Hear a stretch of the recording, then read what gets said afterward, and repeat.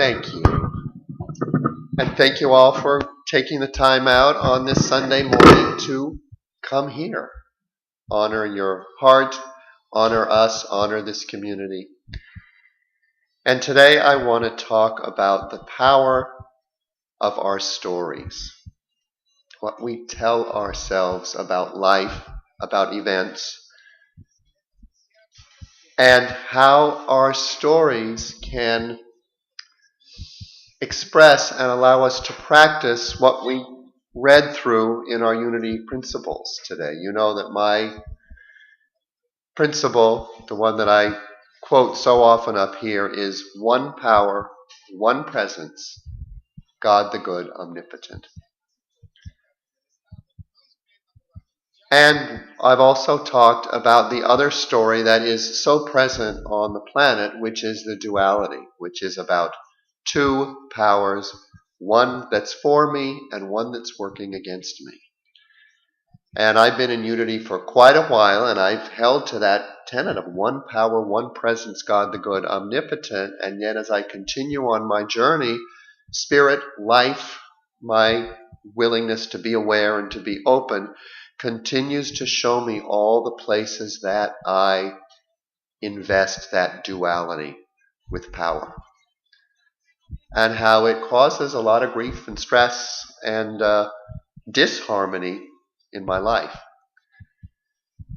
And so the story that I'm going to talk about is an example. It's helpful for me to take instances in my life that trigger that other stuff and explore it and look at it.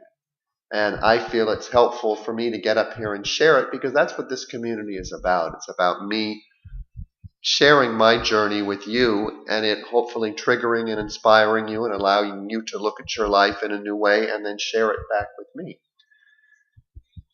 So last week, I don't know, some of you know that on the way up here, I got a speeding ticket. We laugh, but it's something simple. And I can say, oh, God the good, omnipotent, and it's like, where is the good in this? The first thing Millie said as I walked in, he said, well, you got up here safe today. Did you take that as a lesson to slow down? And it once again triggered me, because it's like, well, wait a minute. I was going with the flow of traffic last week. I was slowing down and people were passing me. And, the whole story you go through when you get pulled over. Is it my fault? It triggered that old feeling in me. Oh my God, why do these things happen to me? I'm bad, something wrong. So I will share, number one, the first gift that I saw in this experience happened. I've been working, as you know, on this play, which is a memory play, and it's a play with I have a main part, I'm the main character, and it's going to allow me to get up and sing and dance and act and do all the things that I've been called to do in this life. It's one of my passions. And of course, to do that, it's kind of saying, hey, look at me, I'm here, I'm present, I have something to say. And as I looked at this instance where it was a whole group of cars all basically going at the same speed, except for that Mercedes, which was actually about to pass me on the right, through all the people on the freeway, I saw the trooper on the side of the road. I saw him literally pick me out, point his radar thing at me, and head for his car. So I had to say, wow, someone really noticed me. Out of all those people on the freeway, I was the one that got chosen. And so it was like, okay, may not have been the situation I wanted, but I've been calling that forth, and there's something that happened. The other thing that came to me after he let us go, I was sort of still feeling and kind of shaking as you get pulled over by the police. It brings up all that stuff of authority looking at you. I was coming up with Emmanuel and his family, who you all met, and he was reading to me some of his poems, some of which he shared here, which were filled with very powerful truths. And I thought to myself, I wonder if that's also what caused that trooper to zero in on our car, maybe not even knowing, but there's some energy here. Boom. And the trooper was a very pleasant man. He was doing his job. Part of me wanted to say, and I did kind of say, hey, how does that radar of yours work? Because I was really going at the same speed of everyone else. Why did you pick me out? And he kind of gave me a, pat answer. But he was very nice, very respectful, and I was able to see in the situation, hey, he's just doing his job. Still wasn't happy that he picked me out at that point. But then it also occurred to me something about the energy in the car maybe had drawn him to us, that there was a power there. So I thought, okay. And as I continued to sit with the feeling, because it stayed with me for a couple of days, I meditated on it, I was able to tune in on a deeper level to what was being triggered around it. And certainly as I sat and watched our readings at the beginning come up today, again, I was looking at the inexhaustible resource of spirit, because partly what was upsetting is like, oh, this ticket's going to be expensive. Speeding tickets are expensive these days, and can I afford it? That fear of not being protected or taken care of came up. And I was able to really allow myself to tune into God the Good Omnipotent and say, the money will be here. This is a test of my faith. Do I really believe in that? And I thought, well, where's the money going to be going to? And I thought, well, it's going to ultimately help the community. It's going to go to Healdsburg, which I drive through many, many times during the year. And it's a beautiful community. I've stopped there for gas. And it's like, well, okay, I agree with helping out a community. That's not bad. I like this area. So I was really able to change my point of view and look at, wow, I was chosen to say, hey, you can afford this ticket. It also allowed me to look at the power of choice, because I have different choices in this. Turo, my partner, who got a speeding ticket a couple of months ago, knows a lawyer who he can pay $100 to, and they will go to court for you and basically get the ticket dismissed. I said, really? So would I rather pay it to the Healdsburg community, or would I rather pay it to this lawyer and pay less money? So I've got choices there. I'm not sure what I'm going to do. Emmanuel also said, hey, I'd be glad to go to court with you and say we were all going at the same speed. There was that car passing you. And I'd actually pulled out of the diamond lane twice to let people pass me. And partly what came up for me, and I could have actually asked the officer this, but I didn't think about it at the time.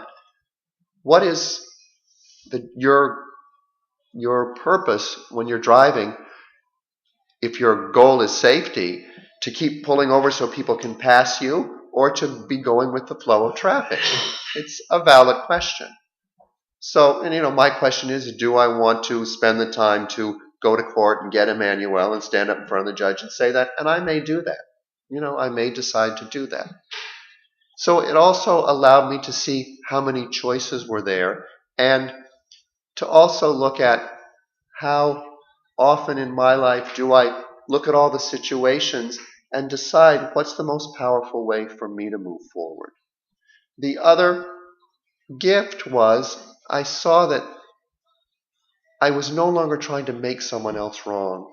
I was no longer able to, although part of me wanted to, be the victim in this situation.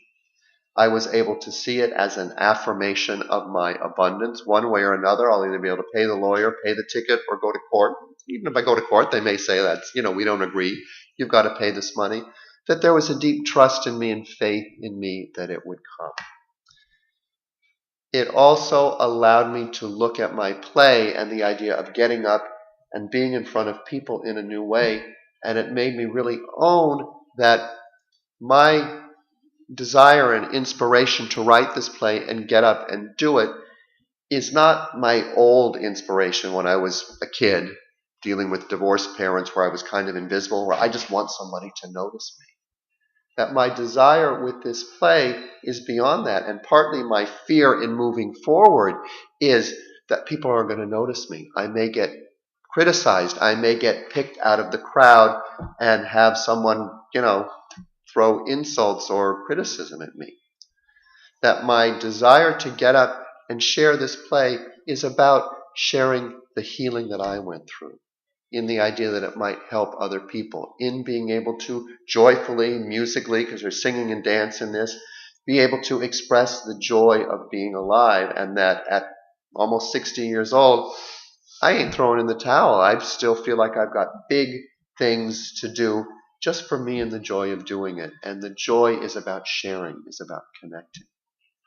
So it really was quite a healing process for me. And as you can hear, I'm continuing to move through it. The other thing it allowed me to do is to really step back and look at my life and the gifts, the gratitude. It's November, it's Thanksgiving month, so I want to be talking about Thanksgiving and gratitude up here. And if my biggest challenge during the week is that I got a speeding ticket, wow. The fact that I have a car to get a speeding ticket, the fact that I have a place to go to be on the highway to have a speeding ticket, and the fact that I have the money to pay for it. One way or another it will get paid for. And the fact that I have Manuel, I'll go to court with you. Turo, I've got a lawyer. Millie, did you slow down? The other thing that did come up for me is I can slow down. I can, there was no rush to get here. We'd left in plenty of time. What comes up immediately is that other voice that said, yeah, but you weren't rushing. You were going with the flow of traffic. Yeah, but I was going over the speed limit. Hello. That is the truth. There's a posted speed limit. Nobody goes it. And just because nobody goes it, does that mean that's my choice? And so I did make different choices on the way up here. I still went faster than the speed limit because otherwise people are just zipping by you. But I didn't go that much faster and I was in a slower lane. So those are the gifts. And the other thing that I want to talk about today is the process of evolution and the gift of this human family that we are a part of. Because, the biggest challenge is that I might get pulled over and get a ticket. As I shared, I've been listening on my way up here because I spend that time on the freeway each month. I've been listening to a lot of historical books, a lot about religion, religious leaders, the beginning of this country and how it started. And wow, if you want a wake-up call, because people often say, oh, we're not moving forward, humanity sucks, there's still so much negativity going on, look at the wars that are still happening, look at the rainforest that we're destroying. Yeah, there's still stuff that needs our attention, that needs to come into balance. And yet, boy, reading some of the history, we regularly, in the name of God, not only burnt people at the stake, hung them, we would cut off their ears to censure them. We would physically mutilate their face. It happened regularly. It was simply a way of life done in the name of God. And the gift is, I went beyond just how horrible that is and how wrong it was. I was able, in listening to it and through my own process of looking at my own life and my own dark side, recognize that they were doing it out of fear because they felt that's what they had to do. The religious beliefs back then, and so many of the religious wars, was we have to believe this, and we have to get everyone else to believe this. Otherwise, God is not going to be on our side, and He is going to punish us. He is going to turn away from us. So that was the fight, unless we got other people to believe on us. And it was not about a God, the good, omnipotent. It was about a punishing God who was judging our every move. So the gift of this community, because we know that out there are still a lot of religions and a lot of people who believe that unless you do it the right way, God's going to punish you.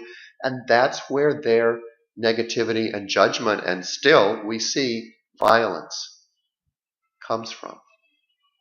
But we have the gift of being in a community where we are opening to and embracing a different idea.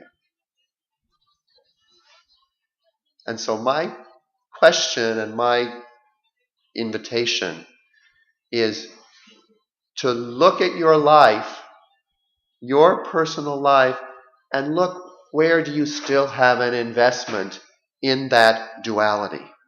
In this isn't working for me, this is bad. And I invite you to look at it, and then if you're stuck or if you can't see the good in it, let it go. Let it go. Be willing to, in letting it go, to turn it over to that higher power. Say, my mind, my mental body, which is such a gift. We talked about it in our meditation this morning, the gift of the mental body. And the challenge is the mental body lives in the duality. Of course, in this myriad of creation that we live in, it's not just duality, it's infinite choices every day. Infinite things to focus on, infinite choices, things to do, relationships to start or not start. The heart is that place where we can come into balance. The heart is where we need to allow the mind to sink into. So when we don't know the answer, we're not sure what's going on, as we learn from the presence process, when our buttons get pushed, rather than reacting, trying to fix what's out there with the idea, this shouldn't be happening, I've got to fix it. Let that take care of itself and go to the feeling. Breathe into it and be willing to feel the feeling without judgment. To stay with that inner focus. So is there anything that's going on with anyone today where they're having struggle with God the good, omnipotent? It's like, yeah, we believe that, but.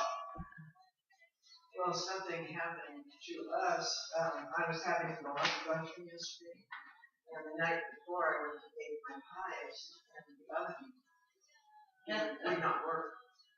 And so I happened to talk to my son about it, and he was so overtly upset that it made me calm down and see what a minute little thing that was. I went and bought pies. I made my yams in the microwave, and now we have to get a new one by Thanksgiving. So, yeah. But I mean, I think the contrast of seeing his reaction sort of made me realize, it was such a small thing. Yeah. Nothing to get upset about. Yeah. It's all going to work out. We will have food to eat on Thanksgiving, I'm sure. So that's what, I think his reaction was the thing that made me stop and think, oh, no, this is not that big of a deal. Did he calm down after a while? Was he? Not yet. Yeah. So from the presence process point of view, because the possibility is the stove was the trigger. It wasn't really what your son was upset about. And we learn in the presence process that feeling it is healing it. So whatever was going on within him may have been triggered and he's getting it out. Yeah, right. And the thing that we can, or what I tell myself, what I can always do in any situation is turn it over to Spirit, to call in that divine energy. Say, I don't see the good in this, but I'm turning it over to God, the good omnipotent. And also ask to be guided, what is mine to do in this situation? Which is what I did last week, and why I came up with a number of choices. I could have gone into a funk and just thought, why does this happen to me? And, decided all the things I had to cut out of my life because I had to prepare to pay for this ticket. Or I could say, okay, what are my choices? And then let it go as best I could. And it came, as I said, it came up a number of times during the week, but each time as I sat with the feeling, I got another aha around it. So, and especially for other people when they get triggered, we talked about that a lot in relationships as we were working through the presence process.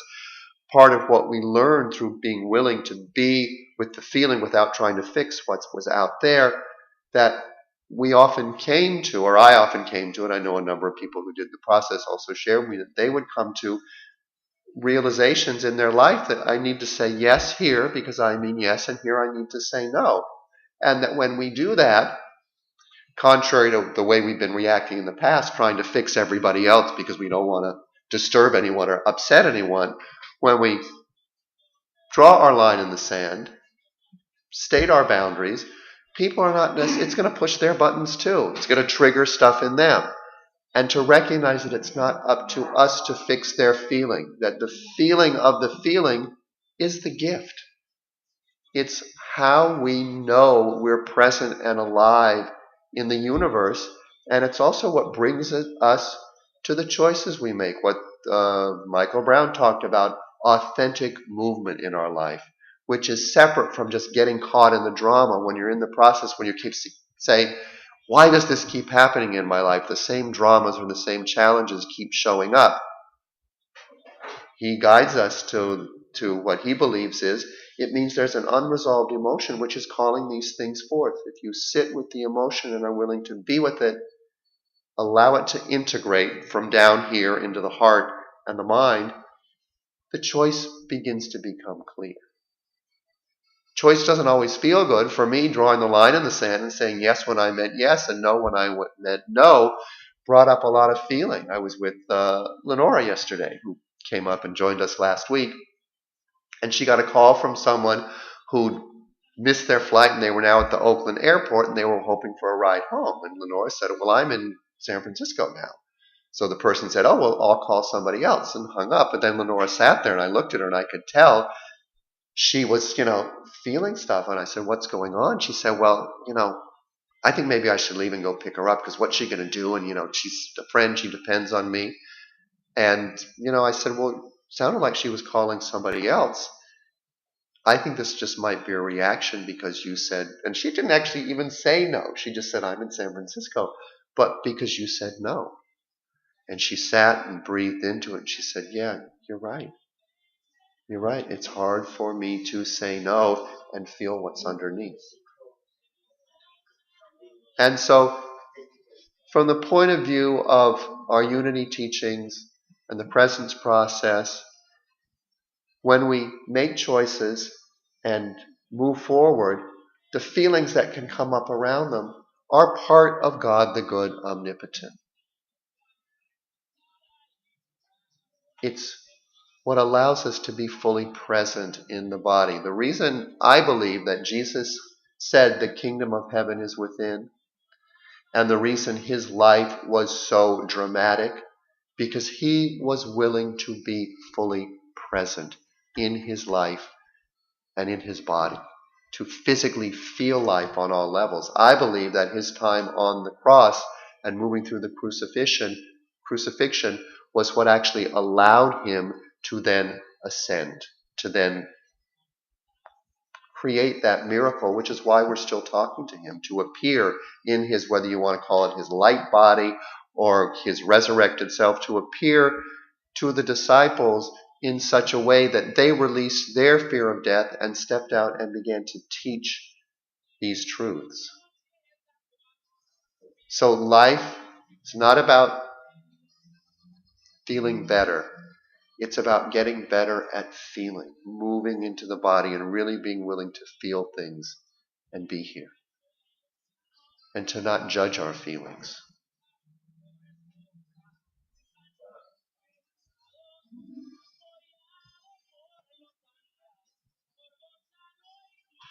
So let's take a moment now to close our eyes and just tune in right now to what we're feeling in our body. Just noticing what's present. Without judgment, with acceptance. And I want you to open to the possibility, the idea that whatever you're feeling in your body right now is the Christ. That kingdom of heaven within, that God, the good, omnipotent energy, present and active in you.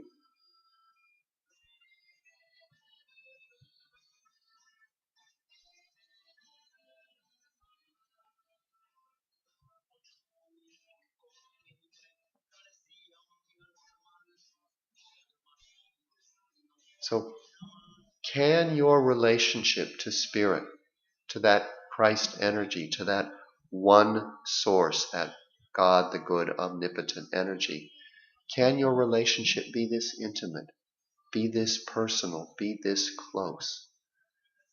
I believe that that's what Jesus was urging us towards when he said the kingdom of heaven is within. It's experienced through our feelings, through our emotions. It speaks to us through our thoughts, through our ideas, through our inspiration. It's also speaking to us when our buttons get pushed.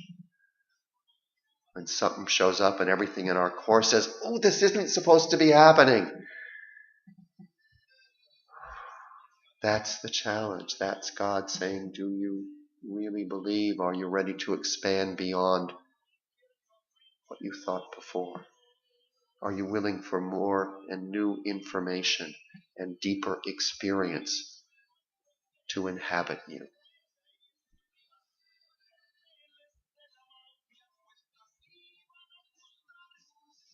Another teaching of Christ that I often share from up here is, all this and more ye shall do. And he was talking about the things he did that we call miracles. That God force is within us and flowing through us. And I invite you this week to look at your life. Look for signs. Look for what we call those little everyday miracles. And really own them. And from that place of gratitude and thanksgiving, say, thank you. As I was meditating one evening earlier this week, when the ticket stuff was still coming up, and it was particularly potent ticket stuff for me because it was about the money and financial stuff was coming up. I drew one of my crystal cards, which are, some may call blasphemous, but I find them very helpful. They often speak to me in a certain way. And it was pink tourmaline, which is the gift of love. It's all about being in the heart and trusting. And it said, look for butterflies because they will assure you that spirit is with you this week. So it was late at night, and I was sitting in front of my little altar that I have set up.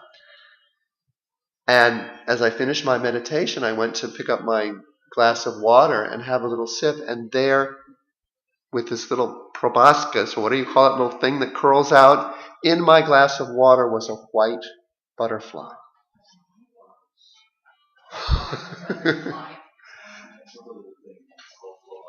What is it? A phlobotus. Oh, okay. Well, its phlobotus was right in my water.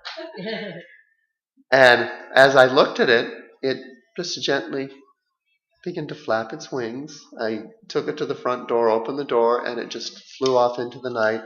But it was one on goosebumps. It was one of those moments where it's like, ye of little faith, how can we doubt when something so simple but so powerful? It's like, yeah, Spirit is here. Spirit is with you. Spirit is listening. So, look at your life this week. Ask, and ye shall receive. And I invite you right now to take a moment, put it out there, ask for a sign, ask for some miracles, and then be willing to stay open and listen. That's the gift, that listening, that being open. And the other thing is, don't deny once you see it. That rational mind can come and go, oh, well, yeah, just, we can always find a reason to disregard it. I invite you to celebrate it. Be grateful, because as we do that, we call that energy to us.